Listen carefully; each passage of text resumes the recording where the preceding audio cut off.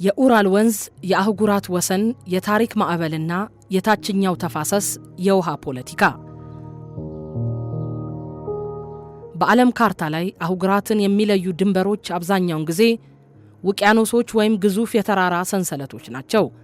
ነገር ግን ከደቡባዊው የኡራል ተራሮች ተነስቶ እስከ ካስፒያን ባህር ድረስ 2428 ኪሎ ሜትር የሚጓዝ አንድ ወንዝ አለ። የአውሮፓንና የእስያን አህጉራዊ ወሰን በመሃላቸው አድርጎ የሚያልፈው የኡራል ወንዝ ጥንታውያኑ ያይክ ብለው የሚጠሩት ይህ ወንዝ በሩሲያና በካዛኪስታን መካከል የሚፈስ ድንበር ተሻጋሪ ሕይወት ነው። ለዘመናት የኮሳክ ተዋጊዎችና የተዘዋዋሪ እረኞች መኖሪያ፣ የሩሲያ ቶምፓዚያ መስፋፋት ማሳያ እንዲሁም የገበሬዎች አመጽ የተቀሰቀሰበት ታሪካዊ ስፍራ ነበር። ታሪካዊ እሴትና የያይክ ወንዝ ህዝባዊ አመጾች። የኡራል ወንዝ ታሪክ የነጻነት ፍላጎት፣ የፖለቲካ ለውጥና የሩሲያ ኢምፔሪያሊዝም ታሪክ ነው። በ16ኛውና በ17ኛው ክፍለ ዘመን ከሩሲያ አገዛዝ ያመጹ ነጻ አውጪዎች ገበሬዎችና ተዋጊዎች የወንዙን ዳርቻ መኖሪያቸው አደረጉ። እነዚህ የያይክ ኮሳኮች በመባል የሚታወቁት ተዋጊዎች የወንዙን የአሳ ሀብትና የንግድ መስመር በመቆጣጠር በራሳቸው የሚመራ ነጻ ማህበረሰብ መሰረቱ። በንግሥት ካትሪን ዘግሬት ዘመን የሩሲያ ንጉሣዊ ቤተሰብ በያይክ ኮሳኮች ነጻነት ላይ እጃቸውን ማስገባት ሲጀምሩ የየመልያን ፑጋጄቭ ታላቅ ህዝባዊ አመጽ በዚህ ዘመን ዳርቻ ተቀሰቀሰ። አመጹ የዛርን አገዛዝ እስከ መሰረቱ ያወዛወዘ ከባድ ወታደራዊ ግጭት ነበር። የፑጋጄቭ አመጽ በደም አፋሳሽ መንገድ ከተደመሰሰ በኋላ ንግሥት ካትሪን የአመጹን ታሪካዊ ትውስታ ከህዝቡ አእምሮ ለማጥፋት ሲሉ በአውሮፓውያኑ በ1775 የያይክ ወንዝ የሚለውን ስም ወደ ኡራል ወንዝ፣ የከተማዋን ስም ደግሞ ወደ ኡራልስክ በአዋጅ ቀየሩት። የኡራል ወንዝ በዓለም ካርታ ላይ እጅግ ልዩና ድንቅ የሆነ የጂኦግራፊ ቦታ ይዟል።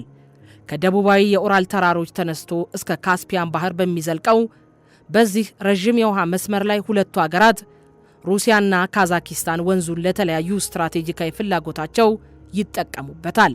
ወንዙ ሁለቱን አህጉራት ብቻ ሳይሆን ሁለት የተለያዩ የኢኮኖሚ ቀጠናዎችንም ያገናኛል። በሩሲያ በኩል እንደ ላይኛው ተፋሰስ ወንዙ ከአውሮፓ ወደ እስያ መሸጋገሪያ የተፈጥሮ ድንበር ሆኖ የሚያገለግል ሲሆን በአካባቢው በዋናነት በከባድ ኢንዱስትሪዎችና በማዕድን ማውጣት ሥራዎች የታጠረ የኢንዱስትሪ ቀጠና ነው። በካዛኪስታን በኩልም እንደ ታችኛው ተፋሰስ ወንዙ ሙሉ በሙሉ በእስያ አህጉር ውስጥ የሚያልፍ ሲሆን ለካዛኪስታን የታችኛው የተፋሰስ መስመር የሰፊ ግብርናና የነዳጅ ማውጫ ቀጠና ዋና ሕይወት ነው። የላይኛውና የታችኛው ተፋሰስ ሀገራት ወንዙን ለተለያዩ የልማት ግቦች ይጠቀሙበታል። ሩሲያ የኡራልን ውሃ በዋናነት ለሃይድሮ ኤሌክትሪክ ኃይል ማመንጫ ግድቦች፣ ለከባድ ኢንዱስትሪዎች መንቀሳቀሻና ለግዙፍ የብረታ ብረት ፋብሪካዎች ማቀዝቀዣነት ትገለገልበታለች።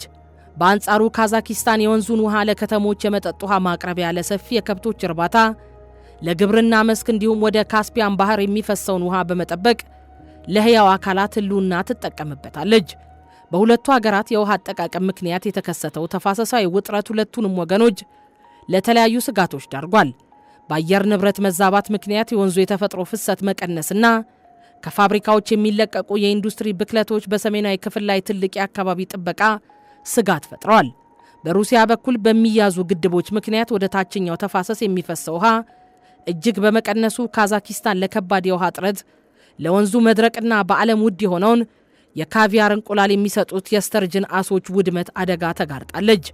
ይህ አህጉራትን የሚያገናኘው የኡራል ወንዝ የላይኛው ተፋሰስ የኢንዱስትሪ ፍላጎትና የታችኛው ተፋሰስ የህይወትና የግብርና ፍላጎት እንዴት በድንበር ተሻጋሪ የውሃ ዲፕሎማሲ መመራት እንዳለበት የሚያሳይ ትልቅ የዘመናችን ማሳያ ነው። የአውሮፓውያኑ 2024 የታሪክ ታላቅ የጎርፍ መቅሰፍት።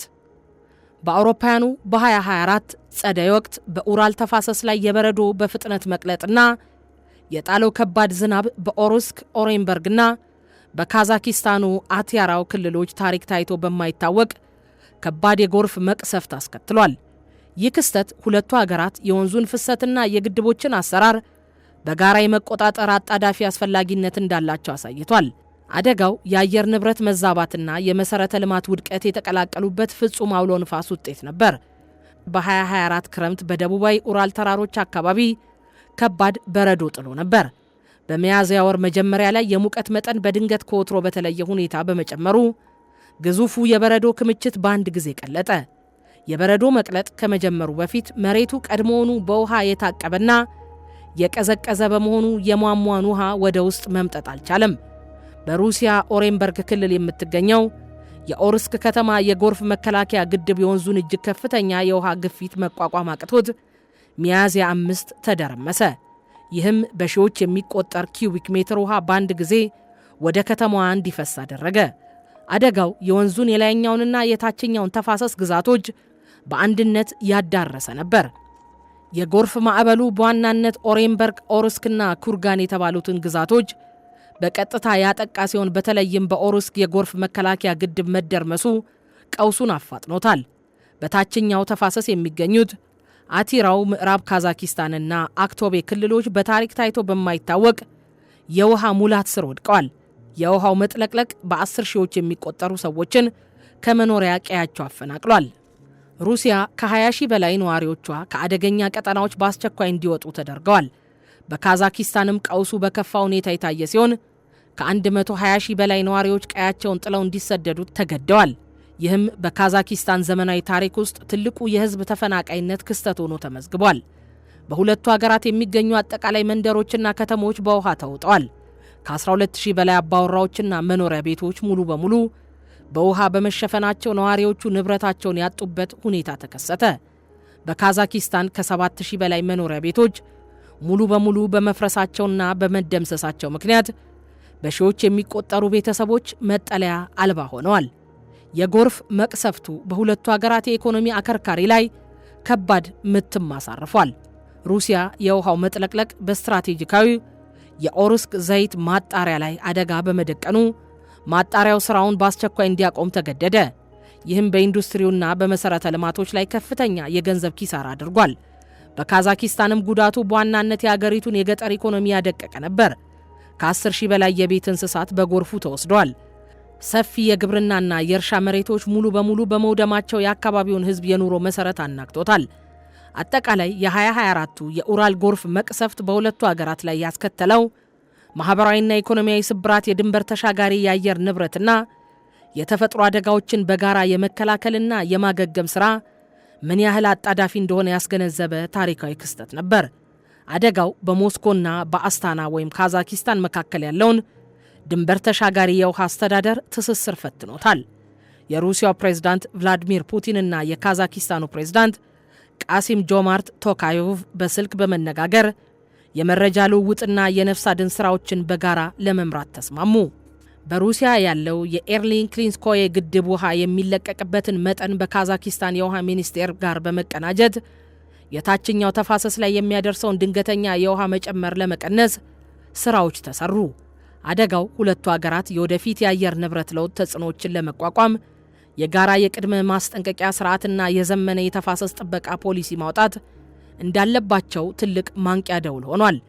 የ2024ቱ የኡራል ወንዝ ጎርፍ ድንበር ተሻጋሪ ወንዞች የተፈጥሮ አደጋ በሚያጋጥምበት ወቅት ድንበር እንደማያውቁ ያሳየ ክስተት ነው። የላይኛው ተፋሰስ ሀገር የቴክኒክና የመሰረተ ልማት ክፍተት በቀጥታ የታችኛውን ተፋሰስ ሀገር ለከፋ ቀውስ የዳረገ በመሆኑ የወደፊቱ የኡራል የውሃ ፖለቲካ በጋራ ስጋት ሥራ አመራር ላይ እንዲያተኩር ያስገደደ ሆኗል። የኡራል ወንዝን ታሪክና የተፋሰስ ቀውስ በጥልቀት የመረመሩ ምሁራን ስራቸውን አቅርበዋል። ዶክተር ፊሊፕ ፕራት በስራቸው የኡራል ወንዝ ለሩሲያ ግዛት መስፋፋት እንዴት እንደ ቁልፍ በረከትና እንደ አመጽ መፈልፈያ ያገለግል እንደነበር ይተነትናሉ። የወንዙ ስም መቀየር የፖለቲካ ስልጣን በጂኦግራፊያዊ ምልክቶች ላይ ያለውን ተጽዕኖ የሚያሳይ የታሪክ ማስረጃ እንደሆነ ያብራራሉ። የማዕከላዊ እስያ የውሃ ፖለቲካ አጥኚው ኦላን ዶርሃም በኦራል ወንዝ ላይ በሞስኮና በአስታና መካከል የተደረጉ ስምምነቶችን መዝግበዋል። በጥናታቸው እንደሚያመለክቱት ሁለቱ ሀገራት በአውሮፓውያኑ በ2010 እና 2016 የጋራ የተፋሰስ ጥበቃ ምክር ቤት ቢያቋቁሙም የሩሲያ የኢንዱስትሪ ፍላጎትና የካዛኪስታን የግብርና ስራ አሁንም በስምምነቶቹ ትግበራ ላይ ፈተና ሆኖ ቀጥሏል። የኡራል ወንዝ አውሮፓንና እስያን የሚለይ የተፈጥሮ መስመር ብቻ አይደለም። ይልቁንም የሁለቱን አገራት ህዝቦች ህይወት፣ ኢኮኖሚና ስነ ምህዳር ያስተሳሰረ የጋራ ሀብት እንጂ በታሪክ አጋጣሚ የአመጽና የነጻነት ምልክት የነበረው ይህ ወንዝ ዛሬ በዘመናዊው ዓለም የአየር ንብረት ለውጥና የድንበር ተሻጋሪ ውሃ አስተዳደርን በጋራ ለመምራት የዲፕሎማሲና የትብብር ማሳያ ሆኗል።